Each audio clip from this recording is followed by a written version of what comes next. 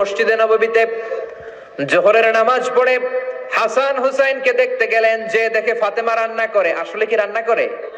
চুলার মধ্যে পাতিল দিয়ে পানি গরম করে আর হাসান হুসাইনকে বুঝ দেয়, ঠিক কিনা? বিশ্বনবীর পায়ের আওয়াজ শুনে ঘুমন্ত হাসান আর হুসাইন জেগে গেল। দৌড়ে এসে নানাজিকে ঝাপটে ধরে ডেকে বলে, নানাজি গতকাল কেন দেখতে আসলেন না? আজকে দুপুর হয়ে গেল, বিকেল হয়ে যাচ্ছে, এখন বুঝি আপনি দেখতে আসার সময় হলো?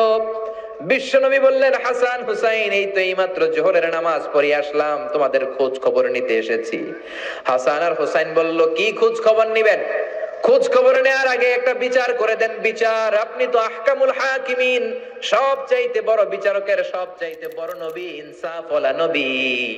আপনার কাছে বিচার দিয়ে কেউ কোনোদিন বিচারে ঠকে নাই, ঠিক কি না? আপনি একটা বিচার করেন। বিশ্বনবী বললেন, কিসের বিচার? হাসান বলে, নানাজি আপনার মেয়ের নামের বিচার, ফাতেমার নামের বিচার। বিশ্বনবী বললেন, ও হাসান, আমার মেয়ে ফাতেমার আবার কি বিচার? কি অপরাধ আমার ফাতেমার? হাসান হুসাইন চোখের পানি ছেড়ে দিয়ে ডেকে বলে, নানাজি আপনার মেয়ে আমাদেরকে খাবার দেয় না কেন? খাবার দেয় না কেন? বিচার দিলাম, গতকাল সারাদিন বলেছে রাত্রিবেলা খাবার দিবে, রাতে খাবার দেয় নাই। আমাদেরকে বলেছে তোমরা ঘুমিয়ে যাও, আমি রান্না করি, সকালে দিব। ঘুমায় গেলাম, সকাল বেলায় খাবার চাইলাম, আপনার মেয়ে ফাতেমা তখন আমাদেরকে খাবার দেয় না। দাদা, আমরা ছোট্ট দুইটা মানুষ ক্ষুধার জ্বালায় বেহুশ হয়ে যাই, আর সহ্য করতে পারি না, আপনার মেয়ে খাবার দেয় না। দুপুর হয়ে গেল, দুইজনে কান্নাকাটি করি, আপনার মেয়ে এখন পর্যন্ত আমাদেরকে খাবার দেয় নাই। আমরা দুজন তো আর সহ্য করতে পারি না, কেন আপনার মেয়ে আমাদের সাথে এমন করে? আপনার কাছে বিচার দিলাম, আপনি বিচার করেন। বিশ্বনবী আর কি বিচার করবেন? ধা ধা করে বিশ্বনবী চোখের পানিগুলো ছাড়েন, হুসাইনকে জড়িয়ে ধরলেন, হাসান রে জড়িয়ে ধরলেন, ডেকে বললেন, হাসান রে কাছে আয়। বিশ্বনবী শাম দেশের জুব্বা পরতেন, শাম দেশের জুব্বাটা উপরের দিকে উঠালেন, হাসান রে দেখালেন, এই তো দেখ তোর নানার পেটের মধ্যে 3টা পাথর বাঁধা, থাকার কারণে তোদের পেটে এত জ্বালা, এত কষ্ট।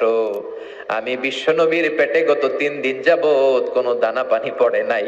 আছি রে হাসান, আমি তো 3 দিন না খেয়ে আছি, আমার পেটেও তো কিছু নাই। নানাও কাঁদলেন, নাতিও কাঁদলেন, পুরো পৃথিবীও কাঁদলো, ঠিক কি না? ওই কঠিন ক্ষুধার দিন, ওই কঠিন দুর্ভিক্ষের দিন বিশ্ব নবী যদি তার স্পেশাল দোয়াটা করতেন, জান্নাত থেকে জিব্রাইলকে দিয়ে খাবারের বস্তা পাঠিয়ে দিত কে? ওই দিন বিশ্ব নবী দোয়াটা করে নাই। আমার জন্য, আপনার জন্য, আমাদের জন্য দোয়াটা এখনো আসরাডাই। হাজার ব্যথা বেদনার পরে ফিরে আসনি তুমি আপন ঘরে, দিনের আলো তুমি ছড়িয়ে দিতে, চলে গেলে মদিনায় মক্কা ছেড়ে।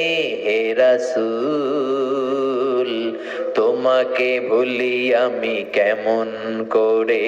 হে রাসূল তোমাকে ভুলি আমি কেমন করে? খে না খে দিন প্রচারের কাজে নিজেকে দিয়েছ বিলিয়ে, তাই ফের কাফিরেরা চিনলো না সে আলো, দুষ্ট ছেলেদের পিছু দিল লেলিয়ে। পাথরের আঘাতে ক্ষত বিক্ষত হয়ে সারা শরীর থেকে রক্ত ঝরে। হে রাসূল তোমাকে ভুলি আমি কেমন করে? হে রাসূল তোমাকে ভুলি আমি কেমন করে? পড়েন আল্লাহু আকবার। কি দিল দরিয়া নবী ছিল, নিজের বিপদের কথা ভুলে গিয়ে, নাতির বিপদের কথা ভুলে গিয়ে, ফ্যামিলির কথা ভুলে গিয়ে উম্মতের জন্য কেঁদেছে, ঠিক কিনা? গোটা বিশ্বের জন্য শিক্ষা এনেছে, সভ্য